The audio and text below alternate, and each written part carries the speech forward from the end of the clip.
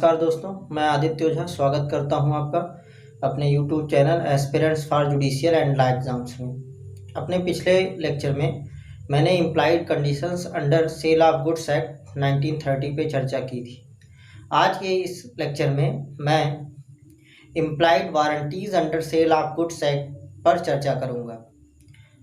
Condition और warranty को समझने के लिए आप इस चैनल के प्लेलिस्ट पर जा कर के एक लेक्चर कंडीशन एंड वारंटी पर दिया गया है, उसको देख सकते हैं। वहाँ पे कंडीशन को भी डिफाइन किया गया है, वारंटी को भी डिफाइन किया गया है और कंडीशन और वारंटी दोनों में डिफरेंस भी बताया गया है। तो इसके पिछले लेक्चर में मैंने implied conditions under Sale of Goods Act पर चर्चा की थी।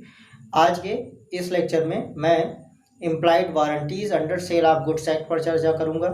तो इम्प्लाइड वारंटी को समझने से पहले हम वारंटी को समझते हैं।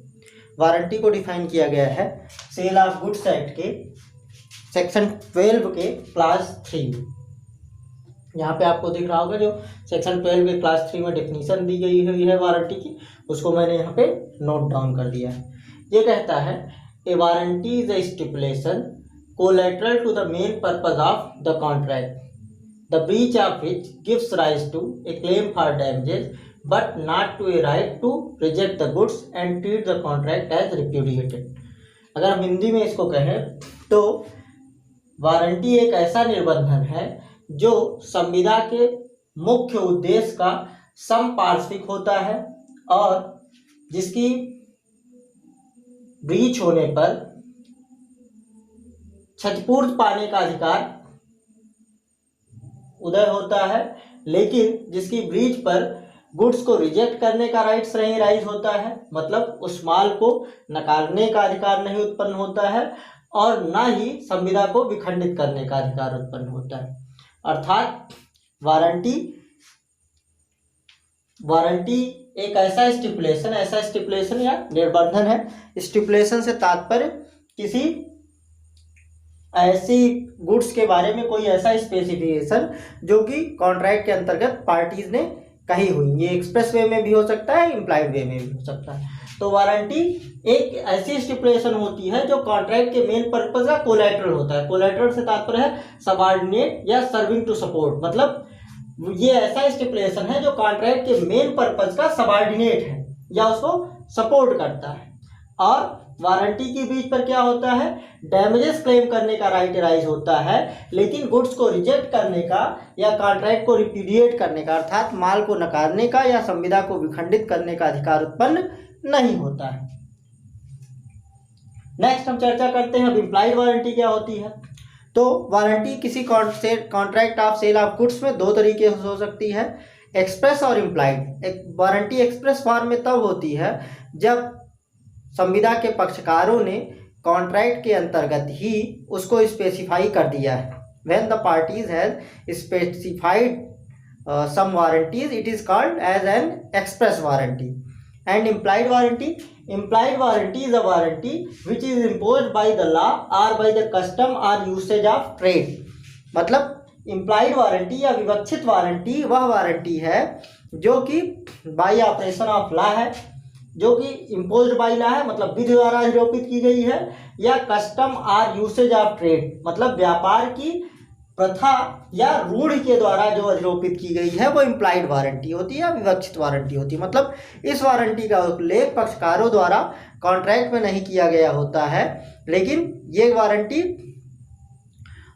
विधि द्वारा या कस्टम या यूसेज प्रथा अथवा रूढ़ि द्वारा इम्पोज की गई होती है, अधिरोपित की गई होती है। और किसी विवक्षित वारंटी इम्प्लाइड वारंटी का वही प्रभाव होता है जो कि एक्सप्रेस वारंटी का होता है। तो वारंटी का प्रभाव क्या होता है, वारंटी का प्रभाव ये होता है कि अगर वारंटी की ब्रीच होती है तो पार्टी डैमेजेस क्लेम कर सकती है, क्षतिपूर्ति के लिए दावा कर सकती है, लेकिन वो गुड्स को रिजेक्ट नहीं कर सकती और कॉन्ट्रैक्ट को रिप्यूडिएट नहीं कर सकती। तो आइए अब हम देखते हैं कि सेल ऑफ गुड्स एक्ट के अंतर्गत किन पक्षकारों पर कौन से इम्प्लाइड वारंटीज इम्पोज की गई। तो पहली इम्प्लाइड वारंटी जो सेल ऑफ गुड्स एक्ट के अंतर्गत है उसकी चर्चा सेक्शन 14 के क्लास बी में की गई। सेक्शन 14 का class B implied warranty to have enjoy quite possession of the goods की बात करता है।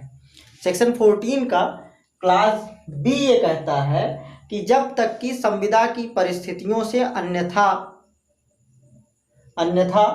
न प्रतीत होता हो। मतलब अगर कॉन्ट्रैक्ट में ऐसा कुछ है जो 14B के प्रोविजन से अन्यथा है तब तो वो चीज़ अप्लाई होगी, लेकिन अगर ऐसा कुछ कॉन्ट्रैक्ट में नहीं लिखा गया है तो प्रत्येक कॉन्ट्रैक्ट में एक इम्प्लाइड वारंटी होती है कि जो बायर है उसको उन गुड्स का क्वाइट पोजीशन मिलेगा और वो क्वाइट पोजीशन इंजॉय करेगा। मतलब वो गुड्स पे शांतिपूर्वक तरीके से कब्जा प्राप्त करेगा और उस कब्जे का शांतिपूर्ण तरीके से उपभोग भी करेगा। मतलब सेलर की तरफ से ये वारंटी दी गई होती है कि बायर उन गुड्स को पीसफुली और क्वाइट का मतलब ये है बिना किसी हस्तक्षेप के उनको पजेस करने का अधिकार रखेगा, उस पर कब्जा प्राप्त करेगा और उसको क्वाइट वे में मतलब पीसफुल वे में इंजॉय करेगा। मतलब अगर गुड्स को बेचे जाने के बाद बायर को उन गुड्स का पोजेशन मिलने में कोई प्रॉब्लम आती है या उसको इंजॉय करने में कोई प्रॉब्लम आती है तो इसको ब्रीच ऑफ वारंटी माना जाएगा। तो और ब्रीच ऑफ वारंटी पे क्या होगा कि जो बायर है वो डैमेजेस क्लेम कर सकता है सेलर से।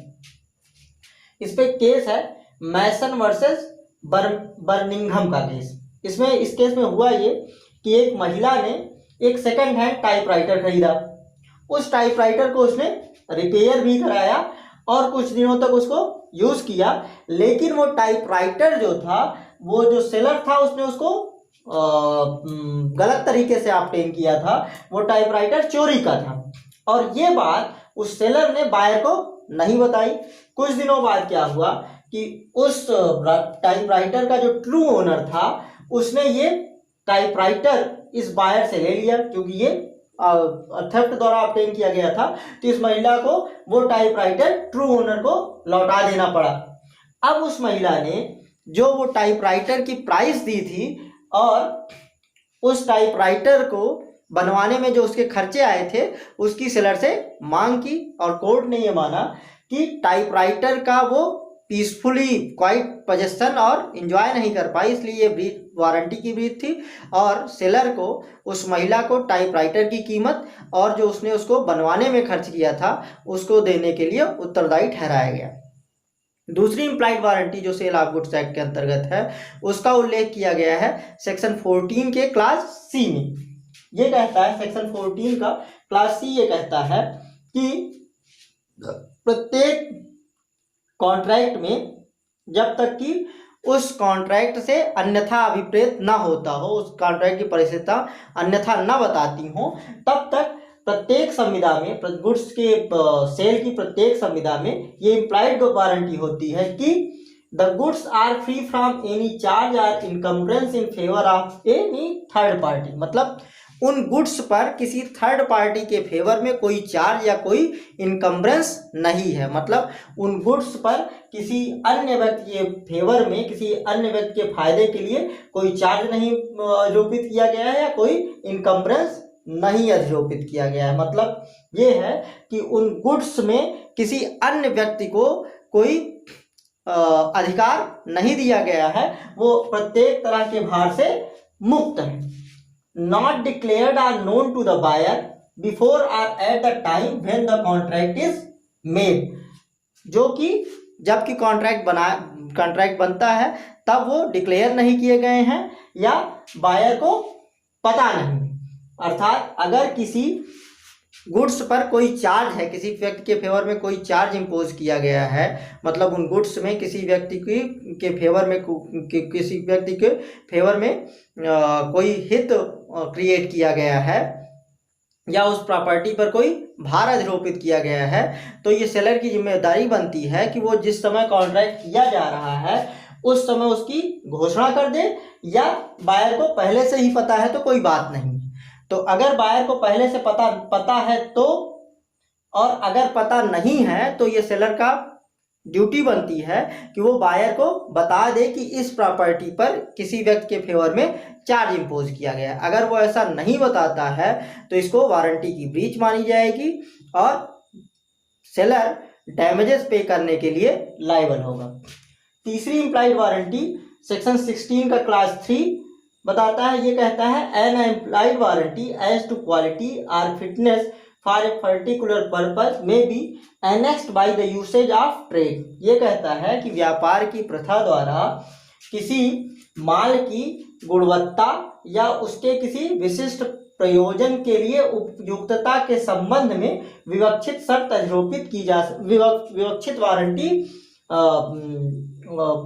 जोड़ी जा सकती है। मतलब कि अगर जिस पर्टिकुलर एरिया में बिजनेस हो रहा है, गुड्स को खरीदा बेचा जा रहा है, अगर उस जगह पर व्यापार की किसी प्रथा या रूढ़ के माध्यम से कोई इम्प्लाइड वारंटी इम्पोज की गई है तो वो इम्प्लाइड वारंटी भी अप्लाई करेगी।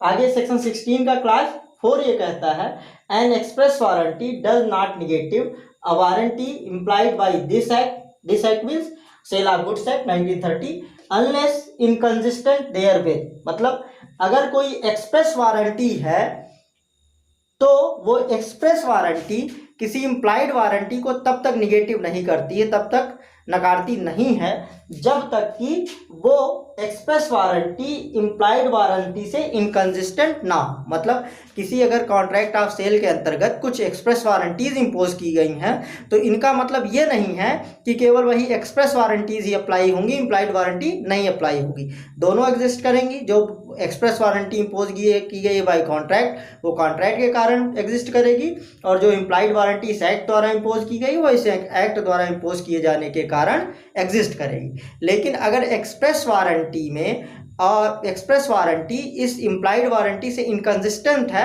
तब केवल एक्सप्रेस वारंटी या अभिव्यक्त वारंटी ही अप्लाई करेगी और ये विवक्षित वारंटी अप्लाई नहीं करेगी। तो इस तरीके से सेक्शन 14 के क्लास बी और सी में और सेक्शन 16 के क्लास 3 और 4 में implied warranties under Sale of Goods Act की चर्चा की गई है। तो ये इम्प्लाइड वारंटी पे हमारा टॉपिक आज का कंप्लीट हुआ। इसके आगे की चर्चा हम अपने नेक्स्ट लेक्चर में करेंगे। और आपको हमारे द्वारा दी गई जानकारी आपकी तैयारी में सहायक सिद्ध हो रही हो तो हमारे चैनल को लाइक, शेयर और सब्सक्राइब कीजिए। मिलते हैं अगले वीडियो में। धन्यवाद।